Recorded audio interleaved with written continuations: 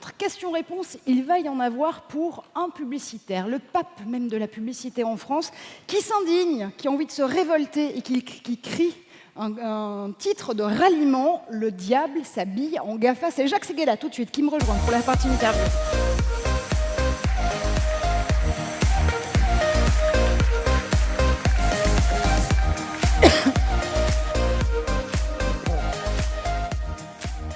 Avant de commencer, je ne vais pas amener de spot, puisqu'aujourd'hui on parle d'un livre. Donc je voudrais faire, le spot que j'aimerais faire sur ce livre, c'est lire la première page. Parce que les professionnels disent que c'est dans la première page que tient tout un livre. Alors, ou vous me likez et je reste, ou vous ne me likez pas et je rentre à l'agence. J'ai reçu un jour ce mail venu d'une bonne âme en mal de futur. Comme je n'ai pas Facebook, j'essaye de me faire des amis en dehors du vrai Facebook, mais en appliquant les mêmes principes tous les jours. Je descends dans la rue et j'explique aux passants ce que j'ai mangé, comment je me sens, ce que j'ai fait la veille, ce que je suis en train de faire, ce que je vais faire demain. Je leur donne des photos de ma femme, du chien, de mes enfants, de moi, en train de laver ma voiture, de ma femme, en train de coudre. J'écoute les conversations et leur dis « j'aime ». Et ça marche. Il y a déjà 4 personnes qui me suivent, 2 policiers, un psychiatre et un psychologue. Je crois que les participants du Hub Forum like en l'occurrence. Alors, Jacques, moi je vais me faire un peu l'avocat du diable, pour le coup, si vous me le permettez. Pourquoi vous vous mettez en mode orangina rouge? Pourquoi vous êtes aussi méchant? Pourquoi vous en voulez aux GAFA? Pour 3 choses. D'abord à cause de cet état numérique qui est en train de se constituer. Aujourd'hui, les GAFA, c'est le PIB de la France.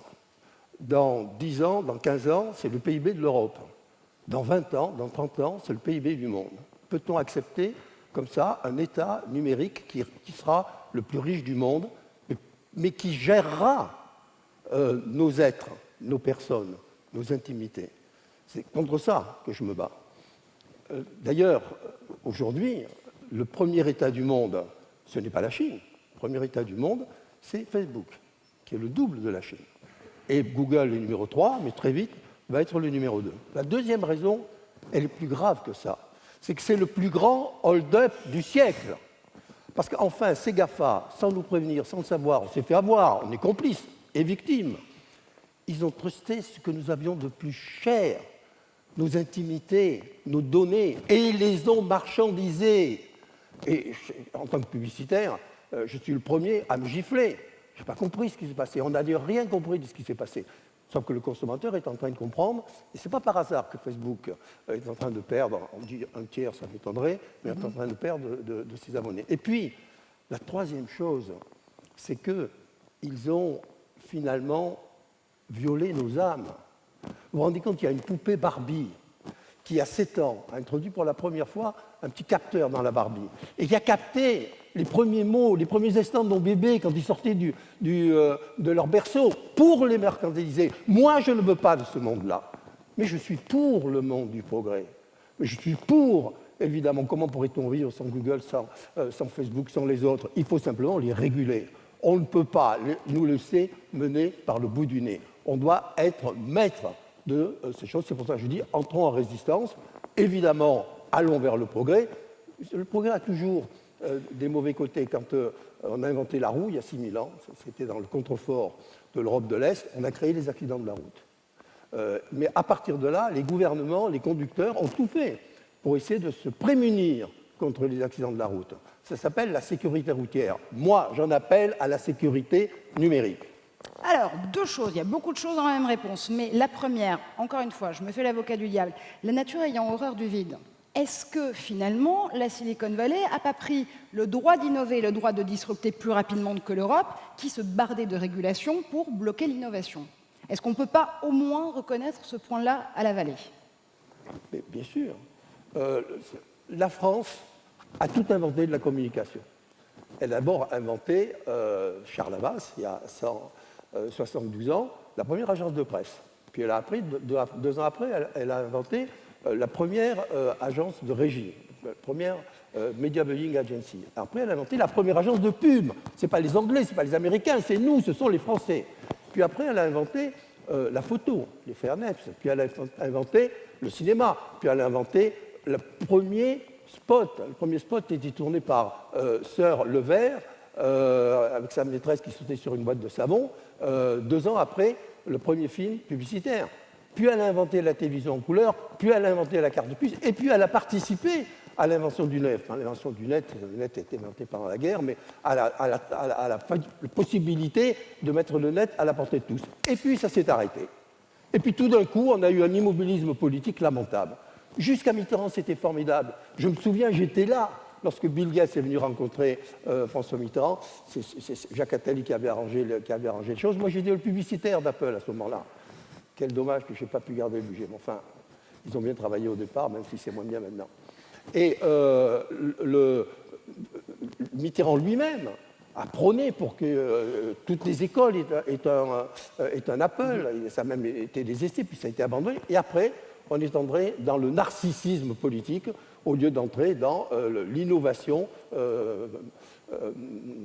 technologique. Et c'est comme ça qu'on est en retard. Ce retard, il n'est pas trop tard. Aujourd'hui même, le président de la République est à la station F. Et il est là au milieu des jeunes. J'étais il y a 3 jours. On a nous, une grande agence, on est la seule agence d'ailleurs de la station F. On a un demi-étage. Vous ne pouvez pas savoir ce qui s'y passe. Et cette génération, je ne les vois pas bien dans la salle, j'espère qu'il y a des jeunes dans cette salle, parce que c'est vous qui allez sauver la France, ce n'est pas les vieux cons que nous sommes. Alors moi, je suis retiré depuis longtemps. Mais vous, cette génération numériste, vous devez prendre ça en main. Vous ne pouvez pas accepter l'hégémonie américaine. Ça ne veut pas dire que nous pensez que l'Europe sera un jour plus hégémonique que l'Amérique. Non, il faut simplement, comme l'Europe l'a fait, réguler. Et la régulation européenne est très bien faite. Elle a été saluée par tout le monde. Mais comme ils sont malins, ces GAFA, eux, ils étaient en Irlande. On sait pourquoi ils étaient en Irlande. Bon. Dès qu'il y a eu la réglementation, ils sont partis aux États-Unis, ce qui, évidemment, fait la fortune de Trump, parce qu'il encaisse maintenant les impôts. Mais ils ont échappé à la réglementation. Ça, ce n'est pas admissible. Je ne veux pas d'un monde comme ça. Mais donc, Jacques, encore une fois, la vraie question, et on ne va pas se mentir, on est sur la scène du Hub Forum, la vraie question en matière de régulation européenne, est-ce qu'elle n'est pas sur l'harmonisation fiscale, qui est un vieux serpent de mer? On se pose la question à chaque nouvelle mandature de la Commission européenne, et la seule chose qu'on sait faire de l'autre côté, c'est sortir le bras armé de la régulation, qui est certes le boulot de la Commission européenne, mais au lieu de se mettre d'accord sur juste la question de la taxation, qui est vraiment l'épine dans le pied des GAFA, on continue à réguler pour le plaisir de réguler. C'est normal, ça? Oui, non, mais c'est le métier de l'Europe. Bon, elle est ce qu'elle est. J'espère qu'elle va bouger. Votons pour ça, déjà, pour qu'elle bouge. Mais le problème, là, n'est pas politique. C'est un problème de gouvernements nationaux. Si on regarde bien, qu'est-ce qui s'est passé? La Chine, qui ne s'est jamais marché sur les pieds. Dès qu'elle a vu arriver les GAFA, elle a fait ses propres GAFA. Puis c'est terminé. Ils ne rentrent pas. Alors, ils sont en train d'y arriver, d'ailleurs.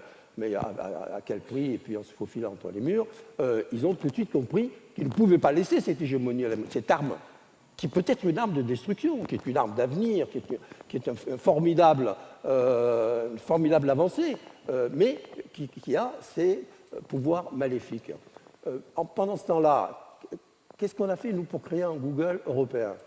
Bon, rien. Sauf qu'on en a un qui s'appelle Quant, que le gouvernement n'a jamais suffisamment assisté, auquel les publicitaires, moi je sais puisque j'ai fait le lancement à l'époque de Quant, auquel les publicitaires ne sont pas vraiment associés, dont personne n'a entendu parler, qui est le Google français, Made in France, nom de nom. Il est même plus formidable que le vrai Google, puisque, j'espère que le patron de Google n'est pas dans la salle, mais j'ai déjeuné avec lui, il m'a dit, pas trop, mais je suis assez d'accord avec toi, il faut tous que l'on arrive, à s'autoréguler. Bon, et il a raison, je pense qu'il est un formidable patron, des Français.